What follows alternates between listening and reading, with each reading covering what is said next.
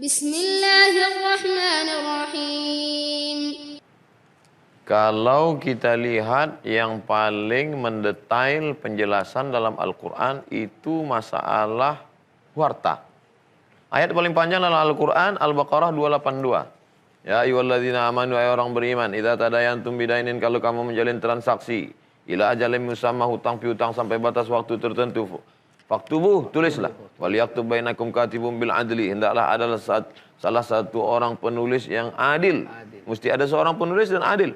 Wala yaba katibun ay yaktuba kama allamahullah, jangan sampai dia enggan tidak mau menulis dengan ilmunya itu yang sudah diajarkan Allah dan Rasulullah sallallahu alaihi wasallam. Wastashhidu syahidani min rijalikum, hendaklah ada dua orang saksi. Illam yakuna rajulaini, kalau tidak ada orang saksi laki-laki, farajulun, satu orang laki-laki, wa imra'atani, dua orang perempuan. Antadilla ihdahuma fatudzakkir ihdahuma al-ukhra. Kalau salah satunya ini enggak benar, akan diluruskan oleh satu lagi. Sampai sedetail itu masalah harta. Sedangkan masalah salat zuhur 4 rakaat, salat subuh 2 rakaat, pakai kunut apa enggak, salat ada sir ada jahar, itu cukup dijelaskan. Sallu kama ra'aitumuni usalli, salatlah kamu sebagaimana aku salat. Begitu juga dengan masalah faraid harta. Walakum nisfu ma taraka azwajukum illam yakul lahunna walad. Hai para suami, kamu dapat setengah harta istrimu kalau istrimu meninggal. Dapat setengah apa? Senang? Illam yakul lahunna walad, kalau tidak ada anak. Fa in kana lahunna waladun, kalau ada anak, falakumur rubu'u, kamu dapat 1/4. Walahunna rubu'u illam yakul lakum walad, kamu dapat 1/4. Jadi kalau mereka meninggalkan 1 miliar, kamu dapat 1/4. 250 juta. Fa in kana lahukum waladun falahunna tsumunu. Tapi kalau ternyata ada anak, maka dapat 1/8. Anak laki-laki ada anak perempuan, yusikumullahu fi auladikum, Allah memberikan pesan kepada kamu, lidzakari mithlu hadzil unsayain. Untuk anak laki-laki dapat 2 kali bagian anak perempuan. Oleh sebab itu arisan keluarga selama ini mengkaji masalah sabar. Kita bersama keluarga ini marilah sabar. Arisan bulan depan sabar. Begitu harta warisan kacau, ngamuk. Nggak sabar. Nggak sabar. Oleh sebab itu sabar ini setelah dibagi harta warisan. Setelah dikaji masalah pembagian harta warisan. Undang ustadz guru besar, guru-guru kita yang pakar tentang masalah harta warisan. Karena orang sekarang jangankan cerita harta warisan, cerita mati aja. Udah. Jangan cerita mati. Mama, kalau papa mati, kan jangan. Padahal mati ini sesuatu yang pasti terjadi. Ainama yudrikumul mautu, dimanapun kamu berada. Yudrikumul mautu, ainama takunu, dimanapun kamu berada. Yudrikumul mautu, kematian pasti akan datang menghampiri kamu. Walau kuntum fi burujim musyayyadah, walaupun kamu berada di dalam peti yang amat sangat kokoh dan kuat. Dulu orang kafir musyrik, dia buat peti, dia paku, dia masuk ke dalam. Ketika ditanya, kenapa buat ini? Supaya malaikat maut nggak masuk ke dalam. Artinya apa? Masalah harta warisan ini kita mesti betul-betul sampaikan kepada anak-anak menantu cucu kita. Di sebagian tempat berapa banyak anak angkat kadang lebih berkuasa daripada saudara kandung. Ada seorang suami dengan istri menikah, tidak ada anak angkat. Maka kalau suami istri tidak ada anak, meninggal dunia, yang mendapatkan harta warisannya adalah saudara kandungnya. Ayah tidak ada, ibu tidak ada, saudara kandung. Tapi kemudian dia berikan. Semua harta warisanku aku berikan kepada anakku tunggal semata wayang. Anak angkatku ini. Adapun saudara-saudaraku jangan beri, sendal jepitnya pun jangan. Oleh sebab itu maka saudara-saudara mesti sayang kepada saudara, jaga mereka. Kenapa? Kalau mereka meninggal dunia, kita akan mendapatkan harta warisannya menurut Islam. Kenapa laki-laki itu bisa dapat 2 kali bagian? Lalu orang mengatakan Islam ini tidak adil. Kenapa perempuan dapat setengah? Laki-laki bisa dapat tunggal 100, perempuan dapat 50. Laki-laki menjadi kepala rumah tangga. Dia yang memberikan nafkah. Nafkah anak, nafkah istri. Kalau dia punya keponakan, ada orang yang di bawah tanggungan dia, ada anak yatim, dia juga yang menanggungnya. Laki-laki yang menanggung biaya pernikahan. Laki-laki akan terhormat, akan berwibawa kalau dia orang yang bisa menghidupi keluarganya. Ya ayyuhalladzina amanu, hai para suami, hai para laki-laki, ku anfusakum, jaga dirimu, wa ahlikum, istrimu, anakmu, keluargamu, naro, dari api neraka. Tanggung jawab dia luar biasa. Sekarang banyak perempuan mencari nafkah akibat apa? Karena laki-laki lemah, tidak punya kemapanan ekonomi. Man istata'a minkumul ba'ah, kalau ada di antara kamu wahai laki-laki sudah mampu menikah, falyatazawwaj, menikahlah. Fa innahu aghaddu lil basar, karena dengan menikah itu menundukkan pandangan. Raddul basar wa ahsanu lil farji, menjaga kemaluan. Menikah mesti ada zawajatuka Aku nikahkan engkau dengan anakku dengan mahar sebentuk cincin emas tunai. Ada biaya pernikahannya, ada mempelai laki-laki, ada wali, ada 2 orang saksi yang adil, ada mahar, ada ijab, ada kabul. Ada mahar di situ, sodak. Maka dia mesti bayarkan, lagi-lagi materi. Oleh sebab itu masalah harta ini mestilah diikuti. Makanya di ujung ayat tentang masalah warisan, la ta'tadu, jangan kamu melampaui batas-batas hukum Allah. Innallaha la yuhibbul mu'tadin. Allah tak suka pada orang yang melampaui batas. Ada batasan-batasan. Islam tidak membuat kita terikat terbelenggu, tapi Islam pula tidak kita membuat kita bebas-bebasnya sampai tanpa aturan. Islam membuat kita berada dalam hurriyah muqayyadah. Hurriyah kita bebas, tapi muqayyadah, ada aturan. Kulu, makanlah, silakan makan. Tapi ada yang haram. Yang semua mau dimakan, kelelawar pun dimakan juga. Hurrimat alaikumul maitatu, diharamkan bagi kamu bangkai, waddamu, darah, walahmul khinzir, wal munkhaniqatu, binatang tersiki, wal munqudatu, wal mutaraddiyatu, wan natihatu, tertanduk, terjepit, terpukul, wa ma akalas sabu, dimakan binatang buas, wa ma dzubiha 'alan nusub, binatang yang disembelih hanya untuk menjadi santapan, sajenan sembahan berhala. Nah, itu semua diatur dalam Islam. Kulu, makanlah, wasrabu, minumlah, wala tusrifu, tapi jangan berlebih-lebihan. Innallaha la yuhibbul musrifin. Allah tak suka pada orang berlebihan.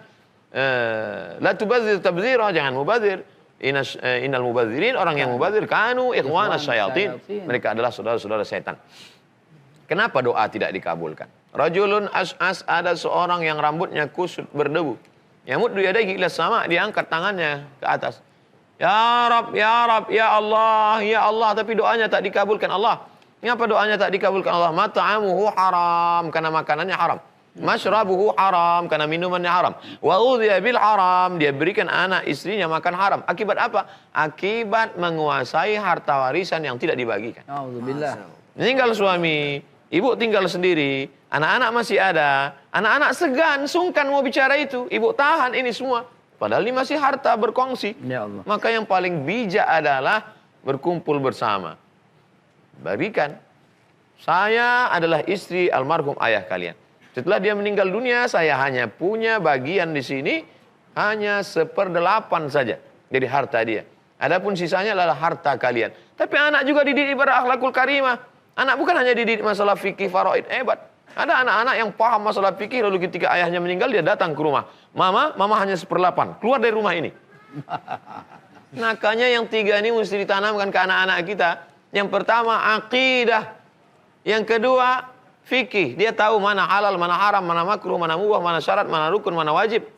Yang ketiga adalah akhlak. Adab. Adabnya, sopan santunnya, tata keramanya. Mereka akan berkata, Mama, harta warisan dibagi, Mama dapat 1/8. Tapi kami sebagai anak ikhlas, pakailah ini dulu sampai masanya nanti. Ini kalau pendidikannya seimbang. Bagaimana mungkin mendapatkan pendidikan seimbang kalau pelajaran agama dalam sepekan hanya 2 jam pelajaran. Padahal dulu orang-orang di pondok pesantren belajar 1 kitab khusus, kitab mawaris. Bukan masuk dalam fikih dia. Ada fikih. Fikih tohara, fikih sholat, fikih zakat, fikih haji, fikih ibadah, fikih muamalah, fikih munakahah, fikih siasah. Tapi ada 1 khusus, fikih mawaris. Daftar pelajaran, faraid, masalah harta warisan. Mudah-mudahan tidak dapat di sekolah, di rumah kita ajarkan. Ada kursus-kursus, panggil ustadz yang spesialis bidang faraid. Supaya apa? Supaya faham. Yang paling mengerikan adalah mungkin anak-anak bapak ibu tidak terlalu ganas, menantunya lebih ganas. Oleh sebab itu mudah-mudahan kita selamat dari konflik harta ini. Alhamdulillah, Masya Allah. Bukan cuma kelelawar sekarang. Mendapatkan hak waris lebih besar karena memang tanggung jawab dan perannya dalam keluarga dan masyarakat lebih besar. Lalu kemudian juga apabila ada yang mengabaikan hukum Allah mengenai aturan warisan ini, salah satu yang bisa didapatkan adalah doa yang tidak dikabulkan. Auzubillah min dzalik summa auzubillah. Nah, kita akan berikan kesempatan kepada jamaah yang hadir di sini. Namun saya punya pertanyaan dulu nih sebelumnya nih Ibu Bapak, nggak apa-apa ya? Saya punya pertanyaan. Saya mau nanya nih Ustadz dan juga Bapak Haikal. Apabila ada orang yang memang membuat wasiat memberikan harta yang ditinggalkannya kepada orang lain, katakanlah anak angkat atau keponakan atau siapapun yang sebenarnya dalam hukum Islam ada orang lain yang lebih berhak. Nah, ini bagaimana posisinya, bagaimana kedudukannya, mana yang harus diikuti? Ada wasiat, Baik. tapi ya tidak sesuai dengan hukum Islam. Iya. Nah, Mas Bayu katakan ulangi lagi terakhir, ada satu wasiat tapi tidak sesuai dengan hukum Islam. Betul. Itu kalimat terakhir ya. Betul. Ada wasiat tapi tak sesuai dengan hukum Islam. Mana yang mesti dikalahkan? Bahkan saya mau luaskan, ada orang yang berkata ayat konstitusi itu di atas daripada ayat suci. Loh. Ayat suci lebih tinggi di atas segala-galanya. Dan wasiat tadi gugur apabila bertentangan dengan ayat suci. Jadi seorang yang memiliki anak angkat boleh-boleh saja dan memang disunahkan untuk menuliskan wasiat. Tetapi kalau wasiat itu bertentangan, yaitu dia berikan semua hartanya padahal punya kakak, punya adik, punya ayah, punya ibu si laki-laki ini, tidak boleh diikuti. Maka yang lebih bijak itu adalah kembalilah kepada hukum Allah. Nah, wasiat itu dikeluarkan. Jadi ini pentingnya ilmu. Jadi misalnya Mas Bayu mau misalnya Mas Bayu wafat, Mas Bayu duluan barangkali. Aduh, Babe mah. Ya Kan deh, misalnya. Emang nggak ada yang lain begitu, Be? Ya. Misalnya, antum punya anak angkat, ya, dan antum mau tuliskan, ya tuliskanlah sebisa mungkin, sewajar mungkin, agar tidak terjadi konflik di kemudian hari. Bahkan berkembang lagi, apabila dia punya anak wanita dan anak pria. Betul. Yang wanita tinggal di rumah, tidak sekolah. Tapi yang pria sekolah di luar negeri, S1, S2, biayanya sampai ratusan juta, sampai miliar. Lalu kemudian wafat ayahnya. Lalu kemudian si laki-laki ini mendapat 2 bagian lagi. Alangkah hancur hati anak yang wanita. Bapak yang bijak juga harus memberikan semasa hidup. Semasa hidup anak yang laki-laki diberikan untuk sekolah, untuk apa. Yang wanita juga diberikan juga. Pada waktu hidup ini, masih hidup. Ya udah, anak yang laki-laki disekolahkan sampai ratusan juta, miliaran. Anak perempuan. Ke luar negeri untuk dia hidup nanti. Anak wanitanya dibelikanlah rumah. Langsung diberikan itu hibah, hadiah dari bapak untuk anakmu, untuk anakku, wahai anakku yang wanita, karena kakakmu. Nah ini yang ada ilmu waris yang Allah sampaikan. Tapi kita harus bijak, harus punya adab juga terhadap anak. Jadi bapak yang baik juga punya adab kepada anak-anaknya. Iya, semasa hidup adilkan begitu. Iya, mudah-mudahan dengan begitu tidak ada terjadi malah ribut keluarga dan ya, hal yang tidak si diinginkan. bapak harus ya, adil semasa ya. hidup. Sehingga Allah Subhanahu wa taala yang menentukan 2 bagian laki-laki, 1 bagian wanita, semuanya menerima dengan ikhlas karena si bapak bijak dalam mengelola hartanya. Mudah-mudahan malam hari ini, di kesempatan kali ini, semua yang mendengarkan bisa menjadi seorang yang lebih bijak lagi dibanding sebelumnya. Nah, saya mau berikan kesempatan yang mau bertanya mengenai tema kita. Ada Bapak, Ibu? Yang mana dulu? Sebentar ya Pak ya. Ibu silakan pertanyaannya. Assalamualaikum warahmatullahi wabarakatuh. Waalaikumsalam warahmatullahi wabarakatuh. Nama saya Ayu, saya dari Ikatan Keluarga Jorong Ampang Gadang Bukit Tinggi. Yang saya mau tanyakan Pak Ustadz, apakah berlaku wasiat orang tua yang sebelum meninggal dia telah menuliskan bagian-bagian untuk anak-anaknya? Itu saja, terima kasih. Assalamualaikum warahmatullahi wabarakatuh. Baik, waalaikumsalam warahmatullahi wabarakatuh. Pertanyaan kita tampung dulu, pertanyaan kedua ada di sebelah sini. Sebelah sini dulu ya, Bapaknya. Atau lebih dekat ke sana, Ibu boleh silakan, boleh dioper mikrofonnya, boleh dibantu. Silakan Ibu sebutkan namanya dan apa pertanyaannya. Bismillahirrahmanirrahim. Assalamualaikum warahmatullahi wabarakatuh. Waalaikumsalam warahmatullahi wabarakatuh. Yang kami hormati Bapak Kiai Ustadz Abdul Samad dan Babe Haikal. Saya ingin bertanya, nama saya adalah Safrawati dari IKGJ Jorong Ampang Gadang, Bukit Tinggi. Saya ingin bertanya, sekarang pada keluarga kita ini kan bekerjanya berdua. Istri bekerja, suami juga bekerja. Betul. Malah kadang-kadang ada yang istrinya bekerja, suaminya tidak bekerja. Itu nanti kalau suaminya meninggal, apakah itu istrinya dapat juga 1/8 kalau ada anak? Ya tentu kan nanti bagian uang harta dari istri itu dicampur ke dalam apa bagaimana itu? Dicampur bersama apa bagaimana? Iya, baik. Pembagiannya gimana begitu ya Ibu Iya, ya? bagiannya bagaimana? Ya padahal istrinya juga bekerja. bekerja. Oh, oke. Kadang-kadang malah suaminya tidak bekerja. Itu gimana? Baik, tapi ada warisan yang tinggalkan begitu ya? Iya, ada warisan. Oke, baik, ada anak-anak juga. Ada Oke. anak gitu. Ada lagi yang ditanyakan? Udah selesai. Itu aja ya Iya, itu pertanyaannya. aja. Iya. Baik, ini pertanyaan pertama. Assalamualaikum warahmatullahi wabarakatuh. Waalaikumsalam warahmatullahi wabarakatuh. Nah, ada dua pertanyaan nih, Ustadz Abdul Somad dan juga Babe Haikal. Yang pertama mengenai wasiat, yang kedua ini kalau istri juga bekerja, apakah tetap 1/8? Padahal juga ada anak-anak yang mungkin lebih berhak. Saya Gimana? senyum-senyum karena orang Betawi kadang-kadang suka punya kata-kata gitu lah. Ya, duit suami, duit istri, ya duit istri. Kadang-kadang begitu.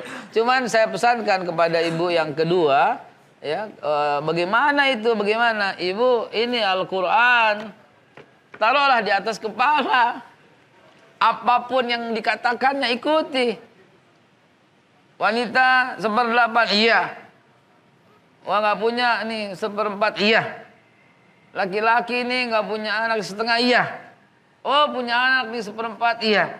Siapa yang bekerja nih, iya. Apa tutuplah mulut kita, tutuplah pikiran kita, ikuti saja apa kata Al-Quran, insya Allah selamat. Insya Allah. Jadi karena Quran itu adalah di atas untuk kita ikuti apapun katanya. Kayaknya ini nggak adil nih, karena yang kerja kan wanita. Cukup, jangan katakan itu. Kayaknya ini nggak adil ini. Kan laki-laki udah dikasih kok 2 bagian. Istrinya seorang ayah punya anak laki-laki 1, perempuan 1. Anak-anak laki-laki ini kaya raya. Punya istri juga kaya raya. Kaya dengan kaya. Kalau kita bilang duren ketemu duren akhirnya. Kaya raya. Nah anaknya yang wanita ini miskin. Dan dapat suami ini miskin. Si ayah ini kaya. Lalu begitu wafat. Kok yang kaya tambah 2 bagian? Tutup mulutmu, tutup pikiranmu, ikuti apa yang Allah katakan.